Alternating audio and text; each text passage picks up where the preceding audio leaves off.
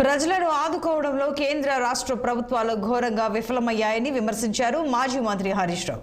లోక్సభ ఎన్నికల్లో చిత్తుగా ఓడించి బుద్ధి చెప్పాలని డిమాండ్ చేశారు. సంగారెడ్డి దౌలతాబాద్ లో జరిగిన నియోజకవర్గ స్థాయి బీఆర్ఎస్ యువత సమావేశంలో ఎమ్మెల్యే కొత్త ప్రభాకర్ రెడ్డి, ఎంపీ అభ్యర్థి పి వెంకటరామిరెడ్డితో కలిసి పాల్గొన్నారు. 10 ఏళ్లు అధికారంలో ఉన్న బీజేపీ చేసిందేమీ లేదని, ఏటా 2 కోట్ల ఉద్యోగాలు ఏమయ్యాయన్నారు.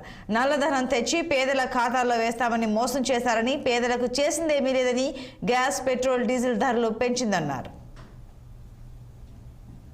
అధికారంలో ఉన్నాం. దేశంలో బీజేపీ 10 ఏళ్ల అధికారంలో ఉంది. 10 ఏళ్ల బీజేపీ పాలనలో ప్రజలకు జరిగింది ఏదైనా ఒక్క మంచి పని ఉన్నదా? దళితులకు ఏమన్నా చేసిండ్రా? బీసీలకు ఏమన్నా చేసిండ్రా? నిరుద్యోగ యువకులకు ఏమన్నా చేసిండ్రా? రైతులకు ఏమన్నా చేసిండ్రా? మహిళలకు ఏమైనా చేసిండ్రా? ఒక వర్గానికి గాని ఒక పేదలకు గాని చేసిందేమీ లేదు. చేసిండు కొన్ని పనులు. పెట్రోల్ డీజిల్ ధరను 100 రూపాయలు అయితే చేసిండ్రు.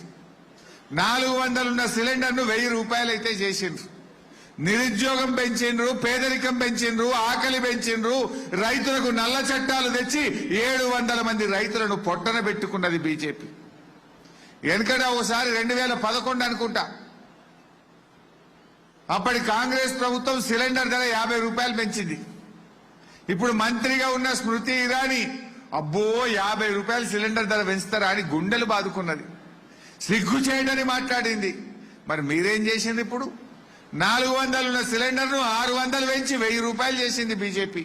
మరి దీన్ని ఏమనాలనో బీజేపీ నాయకులు సమాధానం చెప్పాలి. ఇలా